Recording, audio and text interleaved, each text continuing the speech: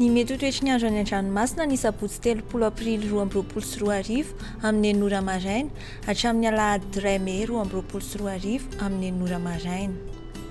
Ho an'ny morontsiraka Atsinanana, Cap d'Ambre hatrany Capesta. Andrahoan'izay mety arahin'ny orana tandrifin-drahona ho avy atsimo na atsimo Atsinanana ny fitsokin'ny rivotra ka ho 9 hatramin'ny 20 kilometatra isan'ora. Adiny Mpanonja na Anoja be ny ranomasina, ahavon'ny Onja 1 hatramin'ny 1,5 metatra. Capesta hatrany Mahanoro. Anorana malefaka indraindray ho avy atsimo mandrefana ny fitsokin'ny rivotra ka ho 9 hatramin'ny 20 kilometatra isan'ora izany ny fiandohan'ny fe-potoana. Iovaova kosa izany ka ho 9 hatramin'ny 9 kilometatra isan'ora amin'ny faran'ny fe-potoana. Adiny Mpanonja na Anoja be ny ranomasina, ahavon'ny Onja 1 hatramin'ny 1,5 metatra.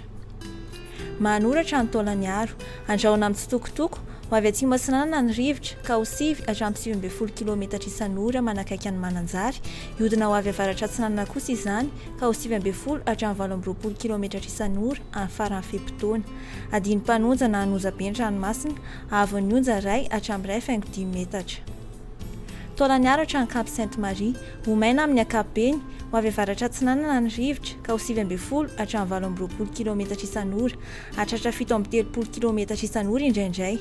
Adiny Mpanonja na Anoja be ny ranomasina, ahavon'ny Onja 1 hatramin'ny 1,5 metatra. Ho an'ny morontsiraka andrefana, Cap Sainte-Marie hatrany Cap Saint-Vincent. Ho maina amin'ny ankapobeny, iovaova ny fitsokin'ny rivotra ka ho 9 hatramin'ny 9 kilometatra isan'ora amin'ny fiandohan'ny fe-potoana. Ho avy atsimo na atsimo Atsinanana kosa amin'ny faran'ny fe-potoana ka ho 9 hatramin'ny 9 kilometatra isan'ora. Adiny Mpanonja na Anoja be ny ranomasina, ahavon'ny Onja 1 hatramin'ny 1,5 metatra. Cap Saint-Vincent hatrany Cap Saint-André.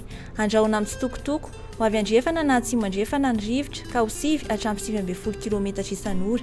Adiny Mpanonja na Anoja be ny ranomasina, ahavon'ny Onja 1 hatramin'ny 1,5 metatra. Cap Saint-André hatrany Analalava. Anorana tandrifin-drahona amin'ny tsitokotoko. Iovaova ny fitsokin'ny rivotra ka ho 9 hatramin'ny 9 kilometatra isan'ora. Adiny Mpanonja na Anoja be ny ranomasina, ahavon'ny Onja latsaky ny 2 metatra. Analalava hatrany Cap d'Ambre. Andrahoana amin'ny tsitokotoko mety arahin'ny orana tandrifin-drahona indraindray. Iovaova ny fitsokin'ny rivotra ka ho 9 hatramin'ny 9 kilometatra isan'ora. Ho tonina adiny Mpanonja ny ranomasina, ahavon'ny Onja ho latsaky ny 2 metatra.